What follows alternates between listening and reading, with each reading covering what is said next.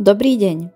V tomto videokurze si ukážeme proces získavania dát zo 4x4 matičnej klávesnice, ich vyzobrazením na LCD displej a uložením na SD kartu vytvorením plne funkčnej kalkulačky pre jednoduché výpočty s operáciami ščítania, odčítania, násobenia a delenia. Začneme predstavením 4x4 matičnej klávesnice. Tlačidlá sú na klávesnici zoradené, ako možno zistiť z názvu produktu, štvorradovej a štvorstĺpcovej matici.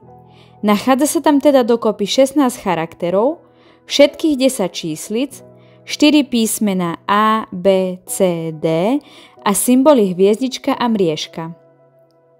Pod každým tlačidlom sa nachádza membránový spínač. Každý spínač v rade je spojený s ostatnými spínačmi v rade vodivou stopou pod podložkou. Každý spínač v stĺpci je pripojený rovnakým spôsobom. Jedna strana spínača je vodivou stopou spojená so všetkými ostatnými spínačmi v danom stĺpci. Každý riadok a stĺpec je vyvedený na jeden vývod, celkovo je na klávesnici 4x4 8 vývodov. S tlačením tlačidla sa uzavrie prepínač medzi stĺpcovou a riadkovou stopou, čím sa umožní tok prúdu medzi stĺpcovým a riadkovým vývodom. Schéma pre klávesnicu 4x4 ukazuje, ako sú riadky a stĺpce zapojené. Arduino zistí, ktoré tlačidlo je stlačené zistením riadkového a stĺpcového pinu, ktorý je pripojený k tlačidlu. Toto sa deje v 4 krokoch. Najprv, keď nie sú stlačené žiadne tlačidlá, všetky stĺpcové piny sú udržiavané na stave vysoký, tiež zvaný high alebo 1, a všetky riadkové piny sú udržiavané na stave nízky, tiež zvaný low alebo 0. Po stlačení tlačidla je kolík stĺpca vytiahnutý low, pretože prúd zo stĺpca high tečie do riadkového kolíka low. ESP32 už v tomto momente vie, v ktorom stĺpci sa tlačidlo nachádza, stačí už iba nájsť jeho riadok. Urobí to tak, že každý z pinov riadku prepne na high a zároveň prečíta všetky kolíky stĺpca, aby zistil, ktorý z nich sa vráti na high. Keď kolík stĺpca opäť prejde do polohy high, Arduino našiel riadkový kolík, ktorý je pripojený k tlačidlu. Z uvedeného diagramu možno pozorovať, že kombinácia riadku 2 a stĺpca 2 môže znamenať len to, že bolo stlačené tlačidlo s číslom 5. Rozloženie pinov väčšiny membránových klávesníc vyzerá nasledovne. Predstavme nakoniec aj samotný slot pre SD kartu a jeho funkčnosť. SD karta je priestorovo jeden z najefektívnejších spôsobov ukladania dát.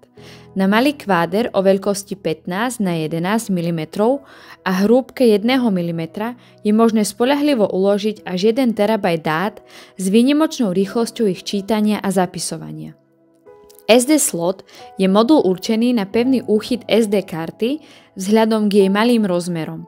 Umožňuje jej pripojenie k zariadeniu bez trvalého spájania kontaktov medzi sebou. SD karty komunikujú na základe protokolu SPI Serial Peripheral Interface, synchronného sériového komunikačného protokolu, ktorý umožňuje komunikáciu medzi mikrokontrolérmi a periférnymi zariadeniami pomocou architektúry Master-Slave, nadriadený a podriadený s plne duplexnou komunikáciou. Presuňme sa teraz na praktickú časť. Pre plnú funkčnosť projektu je nevyhnutné zapojiť komponenty do vývojovej dosky a podľa následovnej schémy. Najskôr do vývojovej dosky pripájame I2C zbernicu napojenú na LCD displej pre jeho plnofunkčné ovládanie. I2C piny SCL, SDA zapájame postupne do pinov 22 a 21. Následne pripájame aj samotnú 4x4 klávesnicu do pinov 16, 17, 32 a 35 pre riadky a pinov 2, 26, 4 a 27 pre stĺpce. Ako posledný pripájame SD slot komunikujúci cez spojenie SCK, MISO, MOSI a CSP protokolu postupne do pinov 18, 19, 23 a 5. Vývojovú dosku následne prostredníctvom USB mikrokábla zapájame do počítača. Vo vývojovom prostredí Arduino IDE pre Arduino podporované vývojové dosky vytvárame nový projekt v hornej časti s názvom Zvoli dosku, Select Board, vyberáme dosku Vemos Mini D1 ESP32 spolu s portom, do ktorého sme zapojili vývojovú dosku. V prípade viacerých otvorených portov je možné nájsť ten správny cez správcu zariadení, porty, COM a LPT, Silicon Labs CP210X USB to UART Bridge, COM-Y, kde Y predstavuje identifikačné číslo portu napojeného na vývojovú dosku. Knižnica potrebná na komunikáciu s LCD displejom. Knižnica potrebná na získavanie dát z membránovej klávesnice. Knižnice potrebné na komunikáciu s SD kartou. Vytvorenie objektu Liquid Crystal I2C LCD displeja LCD s I2C adresou 0x27 a jeho rozmermi 16 na 2 polia. 4x4 matica presnej kópie klávesov 4x4 klávesnice. Pozície pinov, na ktoré sú zapojené prvé 4 vývody 4x4 klávesnice kontrolujúce jej riadky. Pozície pinov, na ktoré sú zapojené posledné 4 vývody 4x4 klávesnice kontrolujúce jej stĺpce.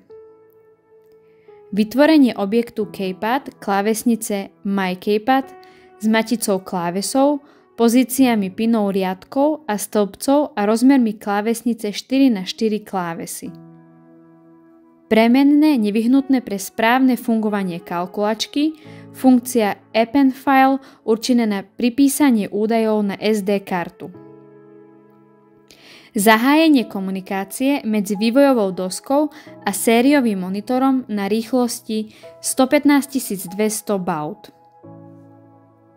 Testovanie zapojenia SD karty. Nastavenie typu SD karty, výpis veľkosti SD karty, zahájenie LCD displeja, podsvietenie LCD displeja, nastavenie kurzora na pozíciu v 6. stĺpci a prvom riadku LCD displeja, výpis textu na LCD displej, oneskorenie LCD displeja, pred jeho vymazaním, zistenie pozície stlačenej klávesy, zaznamenanie a zobrazenie prvého ščítanca, menšenca, činiteľa, delenca, zaznamenanie a zobrazenie druhého ščítanca, menšenca, činiteľa, delenca, zaznamenanie a zobrazenie operátora plus, mínus, krát delené, vykonanie danej operácie s 2 číslami na základe zaznamenaného operátora. Výpis príkladu a výsledku na sériový monitor a jeho zápis na SD kartu. Vyčistenie kalkulačky pri stlačení tlačidla Clear C.